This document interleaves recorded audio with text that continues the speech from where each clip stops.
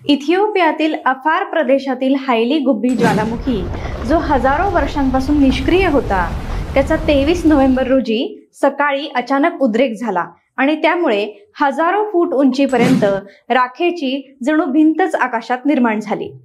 Highly Gubbi हा इथिओपियाची राजधानी ॲडिस अबाबा पासून सुमारे 800 किलोमीटर ईशान्येस स्थित असून तो एर्ता आले या पर्वतरांगेतील सर्वात दक्षिणेकडील ज्वालामुखी आहे. ही पर्वतरांग म्हणजे इथिओपियाच्या अफार प्रदेशातील ज्वालामुखींची शृंखलाच आहे.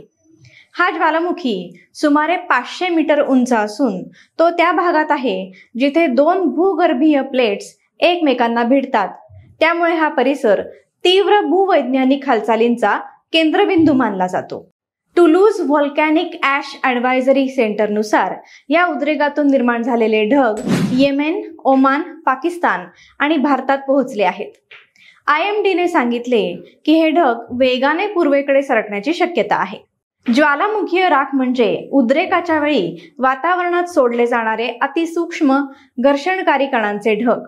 ही राख विमानांच्या इंजिनांना नुकसान पोचवू शकते, धावपट्ट्यांना दूषित करू शकते आणि दृश्यमानता कमी करते. त्यामुळे उड्डाणांसाठी ती धोकादायक ठरते. या राखेमुळे भारतातील अनेक उड्डाणे रद्द करण्यात आली. काही उड्डाणे उशिरा झाली किंवा त्यांचा मार्ग बदलण्यात आला. भारताच्या विमान वाहतूक नियामक संस्थेने विमान कंपन्यांना बाधित भाग स्ट्रिक्टली टाळण्याचे निर्देश दिले आहेत. या राखेची उंची समुद्र सपाटीपासून 8.5 किलोमीटर ते 15 किलोमीटर दरम्यान आहे. याचा तात्पुरता परिणाम उपग्रह प्रणाली आणि विमान वाहतुकीवर होईल, पण हवामान किंवा हवेच्या गुणवत्तेवर त्याचा फारसा परिणाम होण्याची शक्यता नाही. ही राख काल रात्री उत्तर भारतात पोहोचली असून ती आता चीनकडे सरकत आहे.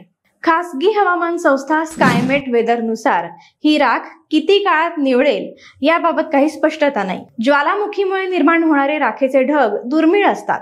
मात्र 2010 मध्ये आइसलँडमधील याफालायोपुल ज्वालामुखीचा उद्रेक झाला तेव्हा जागतिक स्तरावर मोठ्या प्रमाणावर त्याचा परिणाम झाला होता.